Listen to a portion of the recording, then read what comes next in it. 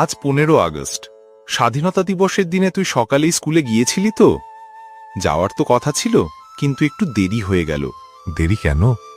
সকালে মা গরম গরম লুচি আর আলুর দম বানিয়েছিল। ঘ্রাণ পেয়ে ভাবলাম পেট না ভরালে দেশপ্রেমের গান গাইতে শক্তি পাব না। তুই তো 1 নম্বর খাদক। হা হা, খেয়ে দৌড়ে স্কুলে গেলাম, কিন্তু তখন পতাকা ওঠা শেষ, সবাই জাতীয় সঙ্গীত গাইছে। আমি দৌড়ে গিয়ে শুধু শেষ লাইনটাই গাইলাম। তারপর চকলেট বিলি হচ্ছিল, আমি লাইন ভেঙে আগেই নিলাম। বললাম, আমি তো স্বাধীন নাগরিক, আগে নিলে দোষ কি? আরে বোকা, স্বাধীনতার মানে এটা না।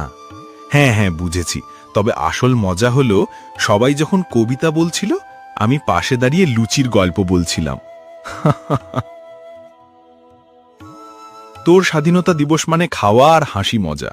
হ্যাঁ, কারণ আমার কাছে দেশপ্রেম মানে খুশি থাকা, অন্যকে খুশি রাখা আর মায়ের হাতে লুচি খাওয়া।